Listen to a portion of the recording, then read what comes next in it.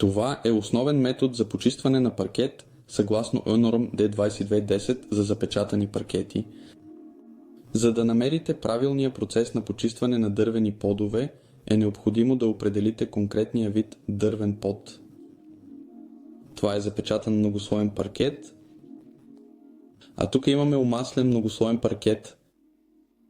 Това е важно, тъй като тези два етажа са различно чувствителни към вода и влага.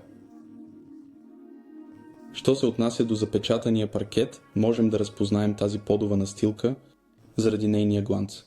На тази е показан равномерен гланц, или ако прокарате пръст по зърната, ще разпознаете равномерна, хомогенна, гладка повърхност. Масленият дървен под, от друга страна, има по-матов вид и когато направите същия тест, ще усетите или чуете структурата на дървото, зърната. Това ви показва, че това е маслен или восъчен под.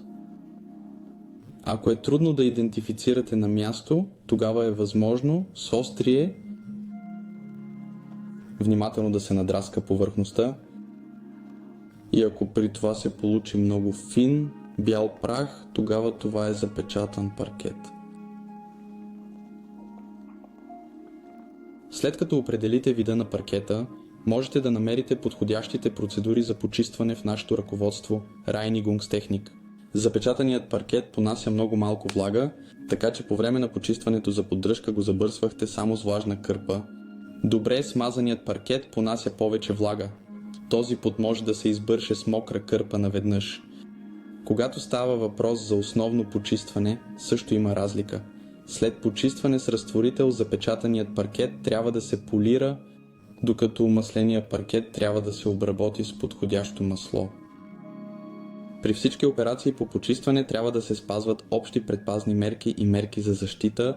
В зависимост от средата и ако има деликатни повърхности, може да са ви необходими покриващ и залепващ маскиращ материал, постелка за улавяне на мръсотията, знак опасност от подхлъзване и необходимите лични предпазни средства като ръкавици, очила и предпазни обувки. Преди започване на каквато и да е дейност по почистване, повърхностите върху които ще се работи и съседните повърхности трябва да бъдат проверени за евентуални предишни повреди и да се оценят потенциалните повреди. Всички отклонения трябва да се документират и съобщават на клиента или на ръководителя. За основното почистване на паркет ще ви е необходим основен почистващ препарат на основата на разтворител и емулсия за пръскане. При работа с разтворители трябва да се полагат специални грижи, трябва да има достатъчна вентилация, не се разрешава пиене, хранене и пушене в работната зона. И бременни жени, кърмачки и юноши под 18 години не трябва да работят с разтворители.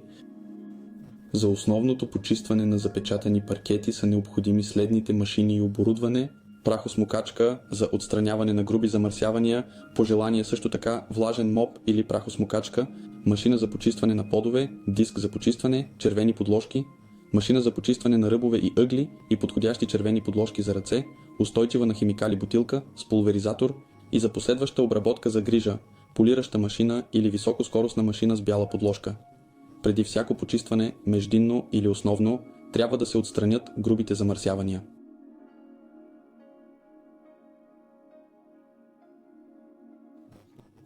След отваряне на прозорците, основният почистващ препарат за паркет на основата на разтворител се напръсква върху пода на малки участъци с подходяща бутилка с пулверизатор и се отмива с червения тампон и подопочистващата машина.